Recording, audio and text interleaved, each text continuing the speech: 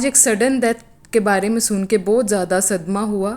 आज का व्लॉग थोड़ा सा सैड पार्ट में आने वाला है क्योंकि वो आगे चल के डिस्कस करेंगे। जब उसकी रीज़न सुनी तो उससे भी ज़्यादा एक ना हार्ट टचिंग चीज़ थी। तो अस्सलाम वालेकुम एवरीवन, कैसे हैं आप सब लोग। उम्मीद करती हूँ कि आप सब खैरियत से होंगे।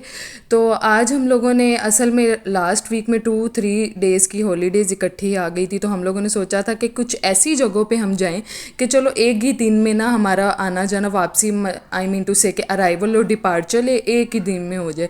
क्योंकि फिर फॉर द नेक्स्ट डेज होता है कि हस्बैंड्स वगैरह के काम का थोड़ा सा होता है। बच्चों को तो थी 2-3 छुट्टियाँ, लेकिन फिर ये था हमने डिसाइड किया कि करतारपुर कॉरिडोर उसके बारे में काफ़ी सुना था, तो चलो हो के आ जाएंगे।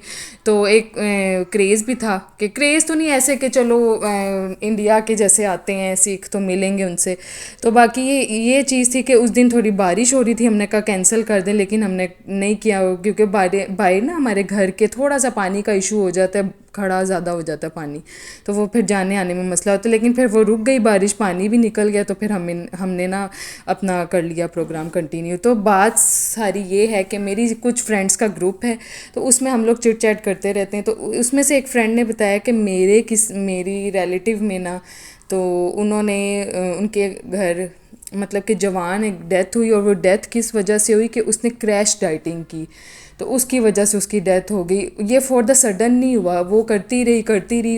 एक टाइम पार्ट ऐसा आ गया कि जब वो आई पहुंची, मतलब कि जब उसके स्टमक तक वो क्रैश डाइट पहुंच गई, तो इतना ज़्यादा उसको ना कोई उसका स्टमक खाना एक्सेप्ट कर रहा था, और कुछ भी जैसे वो कह रहे थे डॉक्टर्स ने ड्रिप्स वगैरह, इवन कि उसको कोई इफ़ेक्टिव चीज़ कोई मेडिसिन भी देते थे, वो भी उसको बॉडी उसकी रिएक्ट कर रही थी, और वो कह रही थी कि मुझे बड़ी तकलीफ़ है ये वो।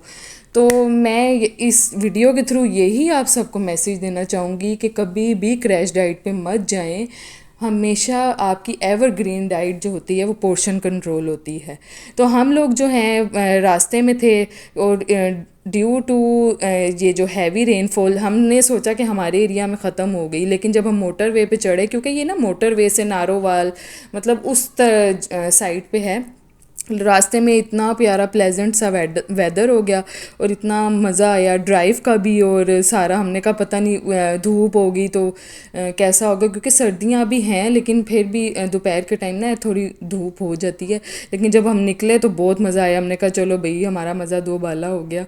तो अच्छा, बड़े अरसे बाद हम जब पहुँचे ना, तो हमने हिंदी पढ़ी, और ये वो एक अलग चीज़ मिलने को देखने को मिल जाती। बच्चे भी कह रहे थे नहीं हम चलें कहीं, अब कहीं हम जाते ही नहीं है, मतलब कि काफ़ी अर्सा हो गया कि दूर दराज के जगहों पे ना कम जाना आना हो रहा है। तो वो फिर बच्चों ने ऐसे इंसिस्ट किया, क्योंकि वो कहते हैं हम लोग बस यहाँ प्ले लैंड और खाना वगैरह खा के आ जाते हैं वीकेंड पे।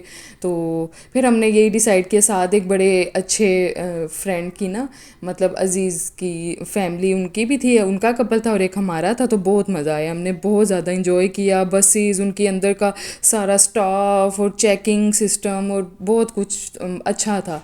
तो बाकी है कि फिर मैं आपसे ये बात कर रही थी कि जब उस लड़की को मतलब कि उनके फैमिली में इवेंट था शादी का, उन्हीं की कज़न्स वगैरह में, तो उस लड़की ने क्या किया कि वैसे पता नहीं अब इवेंट के लिए डाइट की या किसके लिए की, तो उसने मतलब कि सारों ने बोला, मेरी फ्रेंड बता रही थी कि जब हमने उसको इवेंट पे देखा इतनी वो कमज़ोर, और वो मतलब उसने अपना वेट लूज़ तो कर लिया लेकिन अंडर वेट जाके अनहेल्दी तरीके से, मतलब उसने रोटी चावल सब कुछ छोड़ दिया था।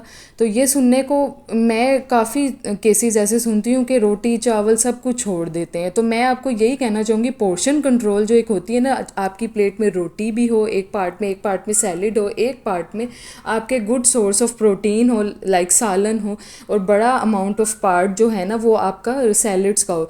हमारी बॉडी को सारे न्यूट्रिएंट्स चाहिए होते हैं एट द टाइम, फैट्स चाहिए होते हैं, हेल्दी फैट्स, प्रोटीन चाहिए होती है, मैक्रो माइक्रो काउंट करके सब कुछ। और रोटी जो सबसे बड़ी मिथ है कि छोड़नी है, इंशाल्लाह नेक्स्ट व्लॉग हमारे काफ़ी इन्फॉर्मेटिव होंगे जिसमें मैं रोटी के बारे में बताऊंगी कि क्या मिथ बनाई हुई है। तो ऐसा कुछ भी नहीं है, है, रोटी चावल छोड़ने से कुछ भी नहीं होता।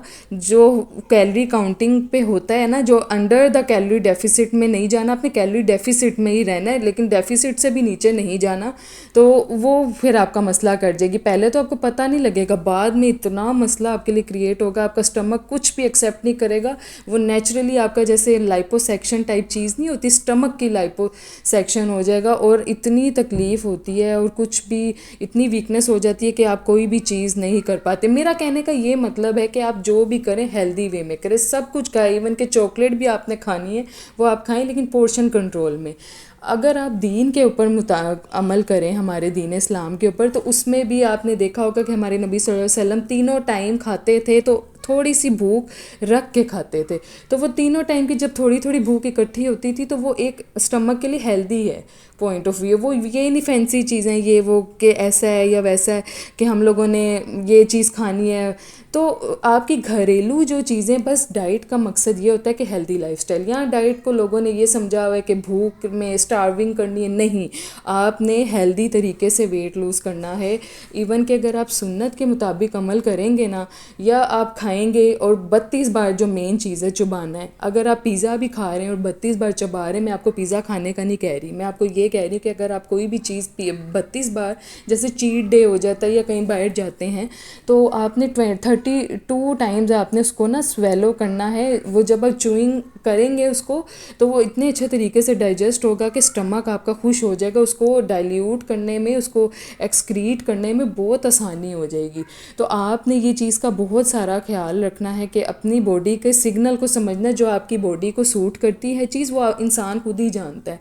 इसीलिए मैं कहती हूँ कि कोई भी चीज़ करें, जब तक आपको खुद नॉलेज ना हो, एजुकेशन ना हो, बेशक आप किसी न्यूट्रिशनिस्ट से बात कर लें, नहीं बात करनी तो आपको उस चीज़ को नहीं छेड़ें, फुल रिसर्च करें। ये नहीं कि सीधा डायरेक्ट आप खाली पेट कोई रहे, क्रैश डाइट कर करके, कभी ना कभी तो उसने मेंटेनेंस पे आना है ना। जब वो रोटी चावल खाएगा, क्या होगा एट द एंड, उसका सारा स्टमक ख़त्म हो जाएगा, वो कहेगा मैंने नहीं खाना, क्योंकि उसको आदत है। फिर वो एट द एंड मसले बन जाते हैं, और कभी कोई बीमारी निकल आती है, कभी कोई बीमारी निकल आती है। तो बस ये आपको बताना चाह रही हूँ कि आप रोटी, सालन, दूध की भी बड़ी मिथ बनाई हुई, भलाई वाला नहीं, सब कुछ खाएं। अल्लाह ने ये इसलिए बनाई है कि हमारी बॉडी की नीड है। अगर नहीं खाएंगे, आपने देखा होगा जो ज़्यादा लोग भूखे रहते हैं वो फूल जाते हैं, स्वेल कर जाते हैं।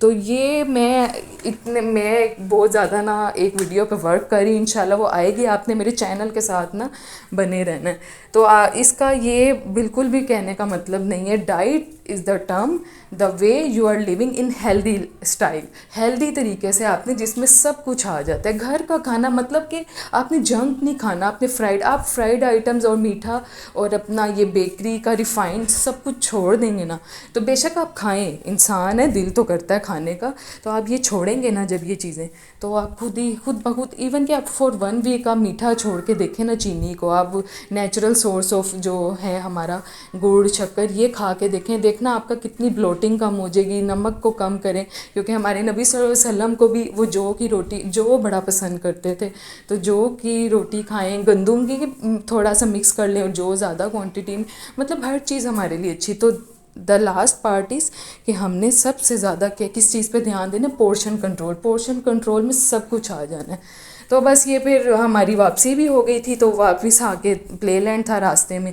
तो 2-4 चीज़ें नज़र आई तो बड़ी अच्छी लगी, खजूरें और ये शहद वगैरह ना, क्योंकि सर्दियों में ये चाहिए होता है बच्चों वाले घर में, तो बहुत ज़रूरी है शहद, कभी कुछ नज़ला वगैरह हो।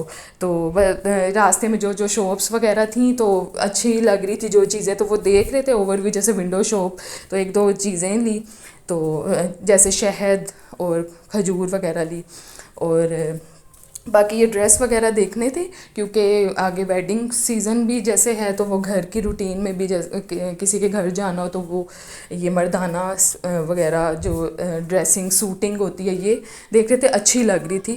तो और यहाँ थोड़ा सा ये था कि मुझे चाहिए था एक टेबल और बड़ा, मेरे पास 2 छोटे टेबल हैं, मुझे बड़ा चाहिए था, तो वो थोड़ा सा देख रहे थे कि ये कैसा रहेगा। तो बस 1-2 चीज़ें फर्नीचर की देखी। तो आई होप आपको मेरा मैसेज मिल चुका होगा बहुत अच्छे तरीके से। तो आप मेरे इस चीज़ पे अमल करेंगे कि डाइट की टर्म को क्रैश डाइट नहीं, भूखा नहीं, आपने हर चीज़ खानी लेकिन हेल्दी वे में, पोर्शन कंट्रोल में। तो जी मिलते हैं नेक्स्ट व्लॉग में।